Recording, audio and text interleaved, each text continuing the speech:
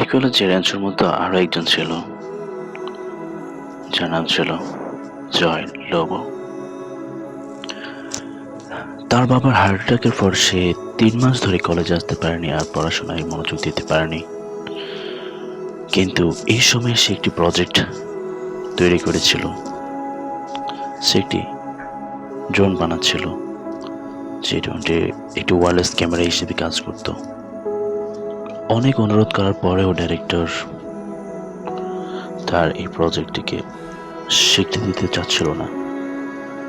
বারবার রিকোয়েস্টের পর ডিরেক্টর তার বাবাকে কল দিতে বললো এবং তার বাবাকে সে কল দিয়ে বলল যে ডিরেক্টর তার সাথে কথা বলতে চায়।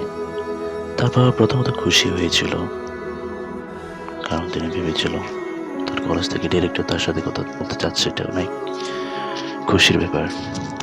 কিন্তু ডিরেক্টর ফোন হাতে নিয়ে জানালো এই বছর তার গ্রাজুয়েশন কমপ্লিট হচ্ছে না। তৎক্ষণাৎ তার বাবা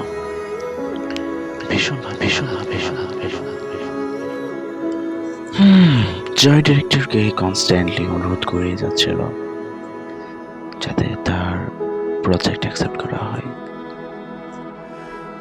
কিন্তু ডিরেক্টর কোনোভাবেই তার প্রজেক্ট অ্যাকসেপ্ট করলো না। সে শত কাকুতি মিনতি করলো, ডিরেক্টর তার প্রজেক্ট গ্রহণ করলই না, তাকে ফিরিয়ে দিল।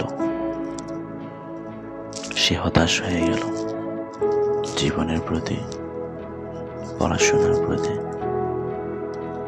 সে বেছে নিল একাকিত্ব, বিষাদময় জীবন, যা তাকে সারাক্ষণ যন্ত্রণা দেয়, যন্ত্রণা দিয়ে যায়।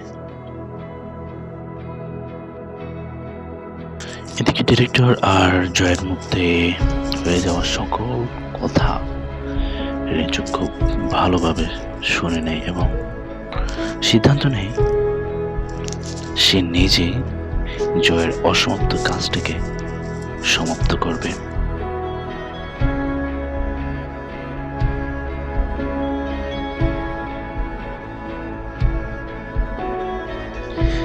তাই সে এটা নিয়ে তার বন্ধুদের সাথে কথা বলে।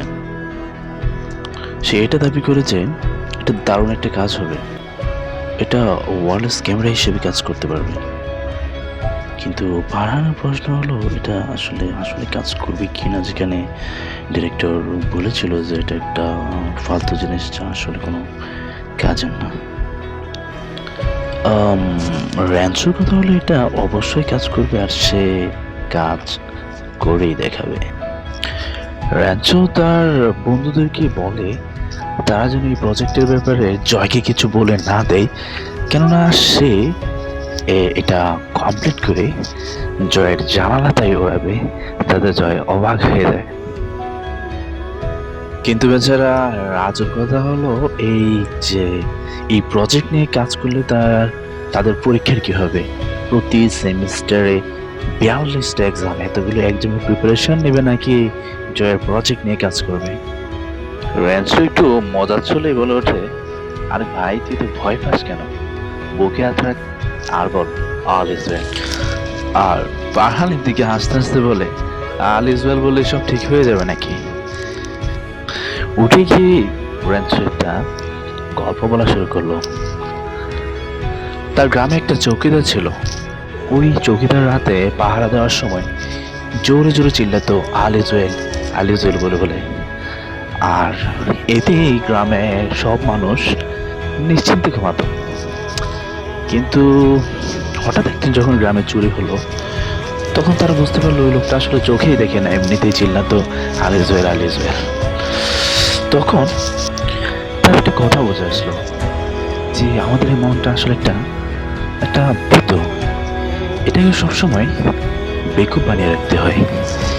জীবনে কত বড় প্রবলেম আছে, যাই হোক না কেন, সব ক্ষেত্রে আমাদের বলা উচিত যে আসলে কিচ্ছু হয়নি, সব ঠিকঠাক, all is well, all is well. কিন্তু রাজুর কথা হলো অল ইজ ওয়েল বললেই কি সব সমস্যার সমাধান হয়ে যাবে। র্যাঞ্চো তখন মজা করে উত্তর দেয়, সমস্যা সমাধান হবে না, তবে সমস্যার সমাধান করার যে হিম্মত সেটা তুমি পাবে। কিন্তু রাজুর তো আর বিশ্বাস হয় না রে ভাই।